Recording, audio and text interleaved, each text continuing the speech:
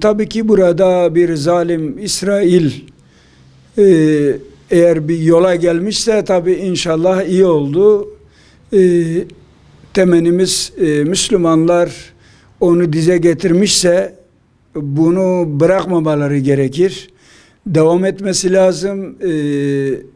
Bunu daha da Filistin'deki kardeşlerimizi desteklemeleri gerekir. Maddi, manevi her yönüyle bunu bırakmamaları gerekir. Esir takası yapılacak tabi. Bunlardan sonra da inşallah bizim oradaki Müslüman kardeşlerimiz daha güçlenecek. Yani bunda tabii ki mutluyuz, sevinçliyiz. İnşallah iyi olur. Dünyaya da huzur gelmiş olur. Bütün Müslümanlar da buna inanıyorum ki seviniyorlar, mutludurlar. Yani Müslümanların bugüne kadar katkısı tabii ki vardı ama bana göre yetersizdi. Ama bundan sonra daha fazla katkı sunmaları gerekir diye düşünüyorum. Çünkü bir sürü insanımız orada şehit oldu, yurtlarından oldular, evsiz, barksız kaldılar. Buna da tabii yüreklerimiz dağılıyordu, yanıyordu, acıyordu içimiz. Bir Müslüman olarak bir kardeşimiz orada o sıkıntı içerisindeyse mutlaka acımamız gerekiyor. Ama bunların yaşanmaması için, bir daha yaşanmaması adına bu fırsatı değerlendirmemiz lazım. Daha da güçlü bir destekle onların yanında olmamız gerekir diye düşünüyorum. Rabbimize hamd ediyoruz öncelikle. 15 aydır bütün onuruyla, şerefiyle ümmetin de onurunu kurtararak direnen Gazze halkını, Hamas'ı, Kassam Tugaylarını ve ona destek veren tüm mücahitleri öncelikle tebrik ediyoruz. Bu bir ateşkes. Siyonist rejim bu süreçte sadece sivilleri katletmeyi, okulları, camileri, hastaneleri yok etmeyi, binaları yok etmeyi başarabilmiştir. Onun dışında 7 Ekim'den sonra Gazze'ye yönelik vaat ettiği hiçbir şeyi gerçekleştirememiştir. Hamas'ı yeneceğini, Gazze'den söküp atacağını, Gazze'yi işgal edeceğini, Gazze halkının direncini kıracağını iddia etmişti. Hiçbirini gerçekleştiremedi. Geride büyük bir katliam ve soykırım bıraktı ve soykırımcı olarak, katliamcı olarak bütün dünya halklarının nefretini kazandı. Bu öncelikle bu anlamda büyük bir başarıdır. Gazze halkını ve direnişi tebrik ediyoruz. Bununla beraber bundan sonra İslam ümmetine büyük sorumluluklar düşüyor. İslam ümmeti büyük oranda halklardan bahsetmiyorum. İslam ümmetinin başında olan, onun bunun kuklası olan idarecilerden, ülke yöneticilerinden bahsediyorum. Gazze'yi yalnız bıraktılar. 15 ay boyunca Gazze, Hamas hiç kimseye minnet etmeden tek başına aslanlar gibi direndi. Bundan sonra halklar, İslam dünyası, ümmet kendi idarecilerini ciddi anlamda sıkıştırmalı. Bir daha böyle bir katliamın gerçekleşmemesi için, Gazze'nin yaralarının sarılması için, mücahitlerin emeklerinin boşa gitmemesi için ve bağımsız, özgür bir Filistin devletinin kurulması için hep beraber kendi idarecilerimiz, kendi yöneticilerimizi sıkıştırmak zorundayız. Çünkü İsrail saldırganlıktan başka, vahşetten başka bir şey anlamayan bir ırktır. Anlaşmalarda sadık değil. Bu anlaşmanın arkasında durmalı ve bu anlaşmadan anlaşmayı hayata geçirmek için bizler de sonuna kadar destek olmak zorundayız. Gazze'ye daha fazla sorumluluk, bu anlamda Gazze daha fazla sorumluluk üzerimize yüklüyor. Bir sorumluluklarımız farkına varalım. Anlaşma oldu. Gazze artık gündemden düştü gibi bir şey sakın olmasın.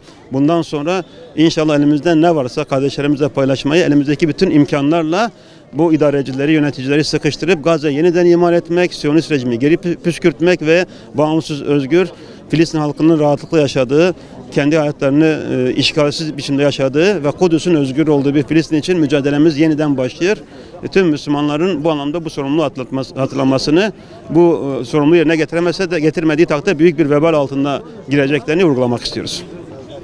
Tabii Hamas'ın başlattığı Aksa Tufanı operasyonu tarihte bir dönüm noktasıdır ve tüm dünya devletlerine, vicdan sahibi tüm toplumlara ve İslam ümmetine ilişkin çok önemli bir haritayı ve tabloyu önümüze çıkarmıştır. Dünya sistemleri iflas etmiştir. İnsan hakları alanında uluslararası ceza sisteminin bugüne kadar yönettiği tüm ağ çökmüştür. Gerçekten söz konusu mazlum ve mustazaf halklar olduğunda Avrupa'nın şekillendirdiği, dünya müstekbirlerinin yönettiği bu hukuk sisteminin tamamen çökmüş olduğu, oralara asla müdahale etmediği bir tablo önümüze çıkarmıştır. İslam toplumlarının başındaki yöneticilerin İslam dünyasının hassas meselelere ilişkin ne kadar zafiyet içinde olduğu, o meselelere karşı ne kadar ilgisiz olduğu ve bir tercih yapacakları zaman da müstekbirlerden yana, zalimden yana tavır alacaklarını, aksiyon alacaklarını gösteren bariz bir yönü de ortaya çıkarmıştır. Diğer taraftan şunu da hepimize önemli bir sorumluluk olarak yüklemiştir. İslam dünyası hassas değerleri üzerinden, önemli meseleler üzerinden mutlaka çok daha planlı, hazırlıklı olmak zorundadır. Kafirler, zalimler sürekli bir plan dahilinde İslam dünyasına karşı, İslam dünyasının hassasiyetine karşı bilinçli bir savaş güdüyorlar.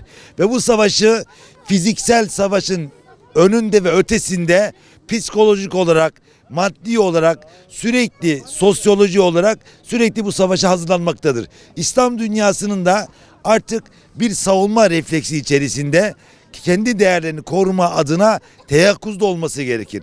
Şunu çok net bir şekilde önümüze çıkardı. Kesinlikle Hamas tek başına direndi. Tek başına direndi ve İsrail'in arkasındaki tüm batılı güçlerin sayısız silah ve teknoloji üstünlüğüne rağmen Hamas bayrağı terk etmedi. Zirveyi bırakmadı. Kudüs davasına samimi bir şekilde sarıldı ve bugün zalim, katil ve Siyonist İsrail'i ateşkes imzalamaya mecbur bıraktı. Bundan sonra bize düşen sorumluluklar var.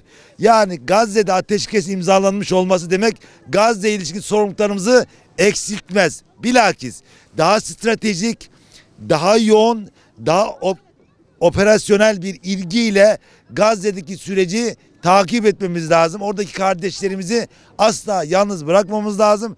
Gazze'nin inşasına bilfiil malımızla ve tüm imkanlarımızla seferber olmalıyız. Gazze'nin inşasını gerçekleştirecek bu çalışmanın içerisinde aktif olarak yer almayı bu her bir Müslüman üzerine farz-ı aynıdır. Herkesin, her bir Müslüman üzerine farz ve vicdan sahibi her insanın üzerine önemli bir sorumluluktur. Gazze'yi inşa edeceğiz ve bundan sonra asla Gazze'yi terk etmeyeceğiz. Gazze ilişkin sorumluluklarımızı eksiltmeyeceğiz. Boykot hayatımızın çok önemli bir dönüm noktası olacak. Hayatımızın merkezine boykot olacağız. Kudüs davasını hayatımızın merkezine alacağız ki bir daha böyle bir hadise gerçekleştiği zaman sadece Gazze halkı tek başına kaderine terk edilmemiş olsun. Bu Hamas'ın 7 Ekim 2023 tarihinde başlatmış olduğu Aksa tufanı, yani dünya literatüründe, dünya savaş tarihinde görülmemiş tarzda bir şekille yaptı ve bunu insan maddi şeyler açıklayamaz. Yani hiçbir savaş taktiğiyle, bunu taktikle ya da bunu fiziki bir şeyle açıklayamayız. Bunu açıklamasını yapamayız. Burada inancın, direnişin, ondan sonra zafere olan kanaatin baruta ve demire nasıl hükmettiğini, bütün dünya siyonistlerini nasıl dize getirdiğini ve bütün kapitalizmi sırtına alan dünya siyonist sistemini bütün dünyanın gözünden nasıl bir paşayla çevirdiğine birebir şahit olduk. Tabii bu onların yıllardır yaşamış olduğu acılara vermiş oldukları inançlı bir tepkinin bir sonucudur.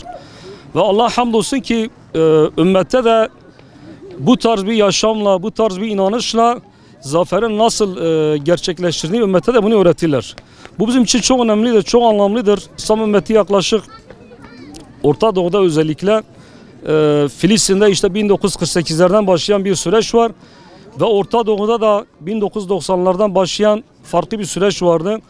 Ve sürekli mağlubiyetler, sürekli tahribatlar, sürekli katliamlar yaşıyorduk. Açıkçası bu zafer bizi de kendimize getirdi. Bu zafer çocuklarımıza da yeni bir direnç, çocuklarımızdan oluşan yeni bir direnç kitlesi oluşturdu. Bugün 5 yaşında, 7 yaşında, 10 yaşında çocuklar artık Hamas diyor, artık Ebu Ubeyde diyor, Muhammed Daif diyor. Filistin'in kurtuluşuna artık inanç herkeste pekişmiş bir durumdadır. 15 ay süren bu zorlu mücadelenin sonucu en son Hamas ve Filistin'deki bütün direniş ve aynı zamanda bu konuda Yemen'i de tebrik etmek lazım. İsrail'i dize getirdiler ve İsrail en son anlaşmak zorunda kaldı. Bu anlaşmadan sonra inşallah önümüzdeki günlerde yeni bir süreç başlıyor. Bu süreç nedir? Şimdiye kadar 15 ay boyunca ümmetin göstermiş olduğu boykot anlayışı biraz da anlam kazandı. Bunu daha da diri tutarak devam ettirmemiz lazım. Artı Gazze'nin bu süreçten sonraki imari çok önemlidir. Bu konuda desteğimizi artarak devam ettirmemiz lazım. Özellikle sivil toplum kuruluşları, yardım kuruluşların ellerinden geldiğince oranın imarı için, oranın tekrar ayağa kalkması için yani 10 yılları bulmadan 3-5 yıl içerisinde orayı tekrar diriltmek için elinden gelen gayreti göstermesi lazım. Hamas bu konuda şahitliğini yerine getirdi, bu konuda imtihanını yerine getirdi ve Cenab-ı Allah onların bu zaferini bize göstererek bu konuda aslında bizim de mesul olduğumuzu adeta bize gösterdi.